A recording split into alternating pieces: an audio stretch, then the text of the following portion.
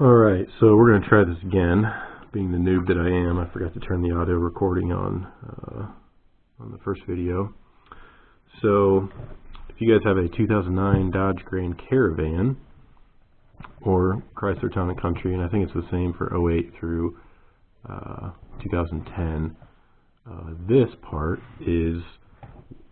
sits underneath the passenger side dash, and this section mounts up to kind of the firewall, and so fresh air comes in here, and then this sits behind the glove box, and the cabin air comes in through here. So in here there's this flap, and it rotates one way or the other. So when you turn the heater on, this rotates shut to the cabin and fresh air in, and when you do your air conditioning recirc, this shuts the outside air and recircs air back through the cap from the cabin.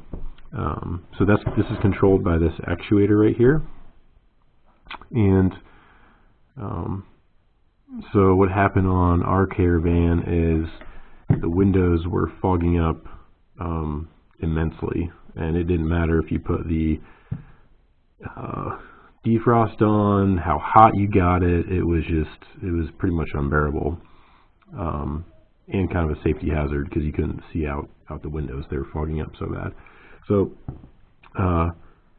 did some investigation, found out that this piece sits in here, and there's a little gear that and some splines that attach these two together. What happened is this solenoid actually broke this piece off right here, and then what was happening is this was in the recirc only mode. So what's happening is that the actuator is actually working, but it wouldn't actually turn this open and shut as it normally should.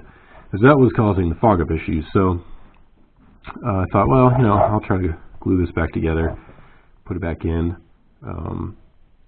Ended up that tried it out, it broke immediately again, and so I ended up watching this solenoid, and as you can see, this thing should only this damper should only turn about 90 degrees, not much more than that. And what was happening is the actuator was actually spinning around about 360 degrees. So if I would have put this new one in even, it probably would have just snapped that off again. So the problem is somewhere else. I went to a shop. They helped me troubleshoot it with a code reader. They were kind enough to take about half an hour and help me out, troubleshoot it, and give me a wiring diagram. And we found out that it says there's a problem with the HVAC control module. So having a hard time understanding where that's at or what that is. I have a suspicion that it's the actual controller on the front of the van, but I'm not entirely sure. So I had replaced. I had replaced the solenoid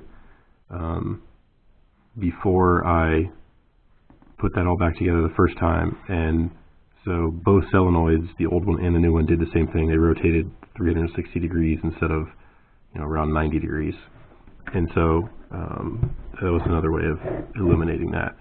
So this is almost impossible to get to. I'll take you out to the van and show you what I had to do to get that out.